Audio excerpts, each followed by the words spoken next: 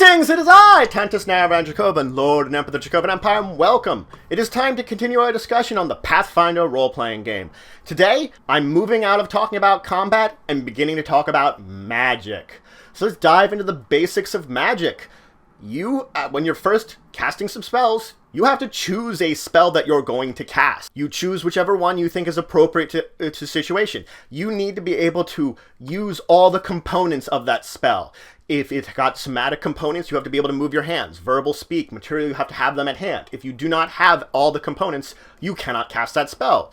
If there are multiple versions of that spell, you have to choose which version of that spell you're casting when you're casting it. So effectively, if there's a choice to be made, you have to make it then. Then you cast the spell, you use up whatever slot you have. Whether this is a slot made through memorization if you're a wizard, or a slot from one that you had open from knowing spells like a sorcerer, you use up that slot and don't get it back until you've rested. Now, all spells require some level of concentration in order to cast them.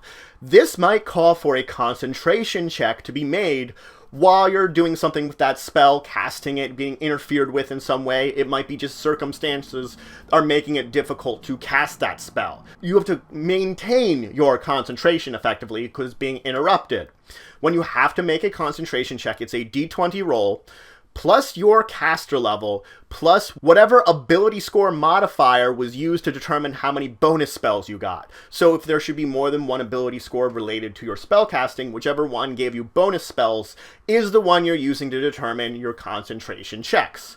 Now, you make concentration checks for a variety of reasons. When you take damage or get injured, when a spell is cast on you, whether it's damaging or just interfering, if there's vigorous motion around you, or if there's even worse, there's violent motion or violent weather, if you're entangled, or if you're grappled or pinned, any of these times you have to make a concentration check. There's a chart in the book that will tell you what DCs are necessary for any of these. Noting that if you're grappled and pinned, you cannot cast a spell with a somatic component. Your hands are going to be busy. So it has to be verbal, and you have to have the materials at hand. Now, there is one more time you would be making a concentration check, and this is the most common one that you're going to be making, casting defensively. What casting defensively says is, I'm making a concentration check instead of taking an attack of opportunity for casting a spell in someone's threatened reach. So I'm like next to someone, I want to be able to cast a spell, I have to make a concentration check, that way they don't get the attack of opportunity. Its DC is 15 plus twice the spell level of whatever spell you're trying to cast. So if it's a second level spell, it would DC 19. 15 plus 4, twice the second level spell level. If you succeed, you cast the spell normally. If you fail, then you just lose the spell. So you don't get the attack of opportunity, you just lose the spell. Now, important thing to note is, of course, counterspelling, which I briefly mentioned the previous episode. Counterspelling, of course, you have to make a ready to action to prepare a countered spell. Then I have to make a spellcraft check DC 15 plus the spell level of the spell that's being cast to identify. This is a free action. If I fail, nothing happens of it. I don't know what's going on with the spell. I can't be ready for it. It just ends it. But if I succeed and identify the spell, I can attempt to counter it. Now, normally when you counter it, you have to use the exact same spell. The exact same one. You're using up your spell slot of whatever spell that would be. So if you're getting fireballed, I would cast fireball back at that person, and they would negate each other. And whoever you're counterspelling has to be within range of you. So effectively, if you're counterspelling a touch spell, both of you would be in touching distance of whatever is being countered.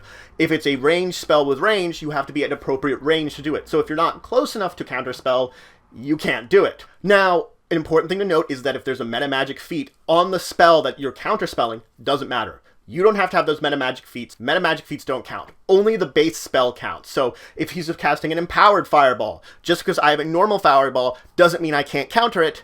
It doesn't translate anything different. Now, there are exceptions to this also. Exceptions will be listed under those spells. Certain exceptions are diametrically opposed spells, which they will say will counter similar spells. Like, if you cast some types of dark spells, we'll tell you that they will counter light spells, and vice versa. That's an example of exceptions. Also, dispel magic counts as an exception too, because it can be used to counter any spell.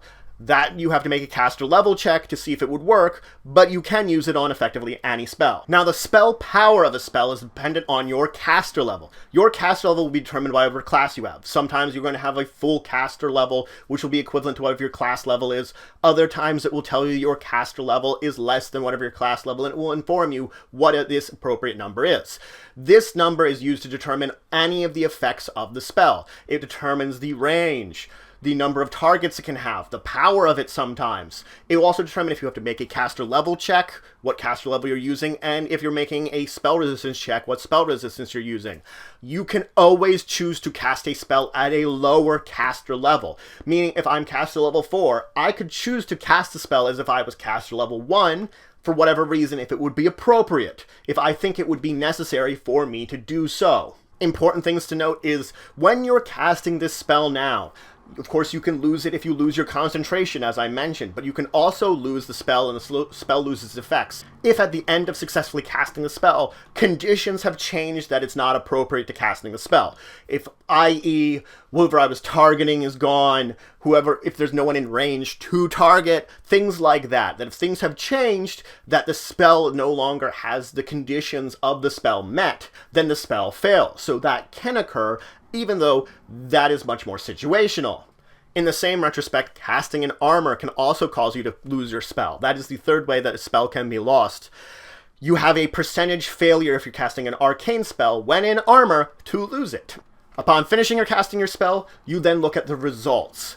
What happens, who's affected, whether they would make a save or not to see if they are fully or partially affected, things like that. The spell results happen then. Let's move on and talk about some of the different types of spells you're going to be casting, some ones that have special exceptions and rules to them. The first off is attack spell. An attack spell comes up in various different situations when they're going to be mentioned. It's any kind of spell that is offensive, that affects another person, whether it's damaging them or you're giving some kind of penalty or effect to that person, it counts as an attack spell. There are certain things not considered attack spells that effectively act similar, like I can summon a creature. The creature will attack my opponent, but the summoning of the creature is not an attack spell, while if I hit someone with a fireball, it is. Now, spells can also give bonuses. This is an important thing to talk about. I've talked about bonuses before. Bonuses can be of various different types. Many of them do not stack with themselves. Exceptions being, of course, dodge, and a few other circumstances where the bonuses will stack. But most of the time, they will not stack with each other, and the best bonus is the one that you get. Regardless of how many of these bonuses you're getting, the best one will apply first. The same can be said of penalties. The worst or best penalty will apply to you, and all the other similar penalties with similar abilities will not. You'll still have all the effects on you, so if one should run out before the others, then you still have the other effects on you. Now, the last thing I want to mention that are sort of special exceptions to spells and will come up that you have to know stuff about them is, of course, bringing back the dead. Spells that bring back the dead effectively bring back the soul of a departed person from whatever afterlife they've entered into, whether it's one that's linked to their specific deity, or if it's a realm linked to their specific alignment, you bring it back to their body and bring them back from the dead. Now, this, of course, often results in negative levels for whoever you're bringing back. That's the main downside of doing it. In order to bring them back, you usually need some kind of body, depending on the power of the spell, depends on the condition of said body, but you need at least something, and you need to make sure that their soul is not trapped somewhere. If their soul gets trapped somewhere, that also will prevent you from bringing back the dead. You can't necessarily bring back everyone from the dead. When I'm trying to bring someone back from the dead, they know my name, my alignment, and my deity if I have one. So they know all this information about me before they choose either to come back from the dead at my behest or resist it, because they are allowed to resist being brought back from the dead. So that's it for today. I talked about the basics of spellcasting. I talked about concentration. I talked about, of course, counterspelling. I talked about the basics of the numbers and special types of spells that you might use. In the next episode, I'm going to move into spell descriptions, talking about when you're looking at a spell, what all this information in its block of information means to you. So if you have any questions, comments, anything you want to say, anything you think I left out, please leave in the comments below. Please like, share, subscribe. It shows your support for the channel, the Empire, and the work I do. And until the next time, I bid you farewell.